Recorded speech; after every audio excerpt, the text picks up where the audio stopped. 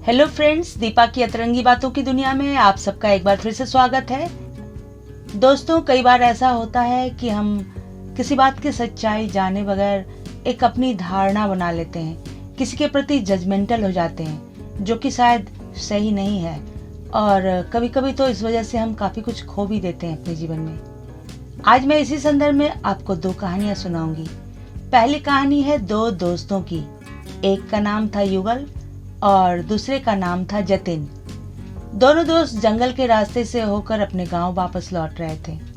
चलते चलते उन्हें लगा कि वे मार्ग भटक गए हैं। दोनों दोस्तों ने यह निर्णय लिया कि वे अलग अलग दिशाओं में आगे बढ़ेंगे और वापस इसी जगह पर आकर मिलेंगे।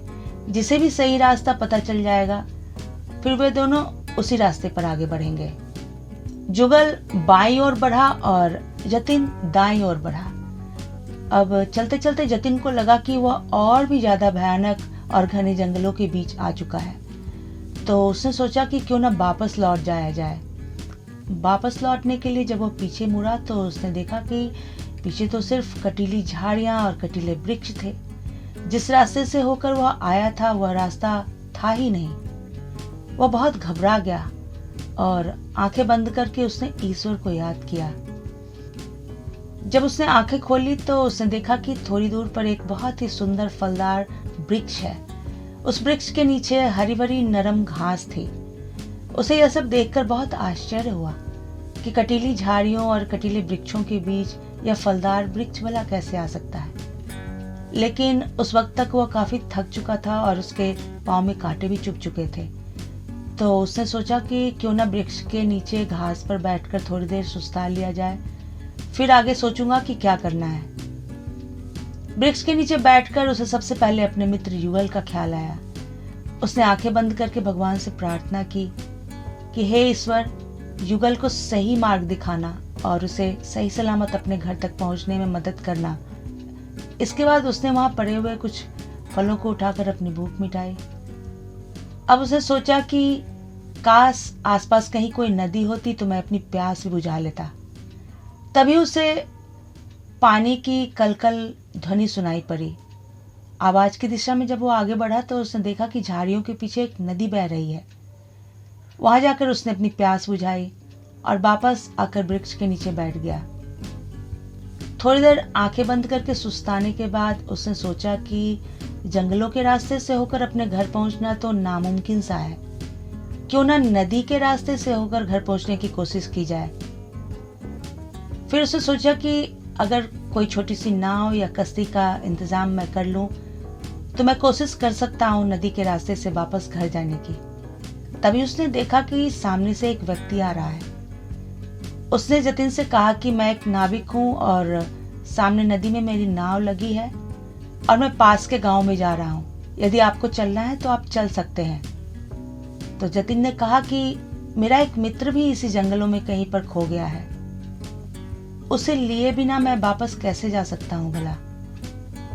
तो वह नाविक मुस्कुराया और उसने कहा कि तुम जिस वृक्ष के नीचे बैठे हो असल में वो इच्छा पूर्ति वृक्ष है और मैं इस वृक्ष का देवता हूं।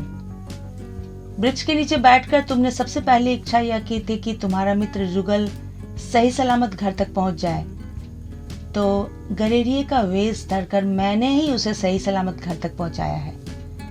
वह बिल्कुल सुरक्षित है और अपने घर में है। यह सुनकर जतिन बहुत खुश हुआ और वह उस नाविक के साथ चल पड़ा। अब गांव पहुंचकर जतिन ने सोचा कि क्यों ना अपने मित्र युगल को सरप्राइज दिया जाए और वह अपने मित्र युगल के घर चल पड़ा। वह दरवाजे पर दस्तक देने ही वाला था कि उसे घर के अंदर से अपने मित्र युगल की आवाज सुनाई पड़ी। युगल काफी उत्साहित होकर घर के लोगों को बता रहा था कि उसने जरूर कुछ अच्छे कर्म किए होंगे, इसलिए इतने घने जंगलों में भटकने के बाद भी वह घर तक सही सलामत पहुंच गया। जतिन ने जरूर कोई बुरे कर्म किए होंगे, इसलिए तो उसे उसके कर्मों की सजा मिली है और वह घने जंगलों में कहीं खोकर रह गया।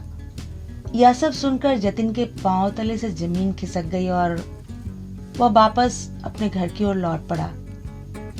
तो देखा दोस्तों, कई बार ऐसा होता है कि हम सच्चाई जाने बगैर ही किसी के बारे में अपनी धारणा बना लेते हैं, किसी के प्रति जजमेंटल हो जाते हैं। और दोस्तों, दूसरी कहानी है एक पिता और पुत्र की। वे दोनों ट्रेन से कहीं जा रहे थे। पुत्र खिड़की के पास बैठा था और खिड़की के बाहर उसे जो कुछ भी दिख रहा था काफी उत्साहित होकर अपने पिताजी को बता रहा था। वह बार बार अपने पिताजी को बता रहा था कि पिताजी वो देखिए, पेड़ पीछे छूटा जा रहा है, पिताजी वो देखिए, पहाड़ कितना बड़ा है, पिताजी वो सामने देखिए, झरना कितना सुंदर लग रहा है, वगैरह वगैरह। अब सामने वाली बर्थ पर बैठे एक युवक को यह सब देखकर काफी अजीब सा लग रहा था। वह काफी अचंभित हो रहा था यह सब देखकर कि इतना बड़ा लड़का बच्चों जैसी हरकतें क्यों कर रहा है। तो कुछ देर के बाद उसने उसके पिताजी से कहा कि आप किसी अच्छे डॉक्टर से अपने बेटे का इलाज करवाइए। पिताजी मुस्कुराए और उन्होंने कहा कि बिल्कुल ठीक कहा तुमने, मैं अपने पुत्र का इलाज करवाकर ही वापस लौट रहा हूँ। दरअसल मेरा पुत्र जन्म से ही अंधा था और अभी अभी उसे उसकी आंखें मिली हैं, इसलिए वह जो कुछ भी देख रहा है अचंभित हो रहा है। यह सब सुनकर वह नौजवान काफी शर्मिंदा हो गया।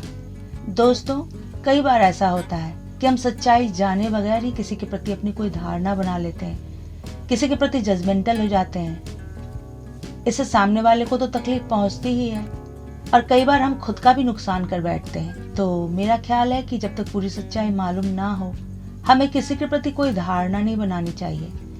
दोस्तों, ऐसे ही कुछ अन्य तरंगी बातों के साथ मैं फिर से हाजिर होंगी। तब तक के लिए बाय बाय।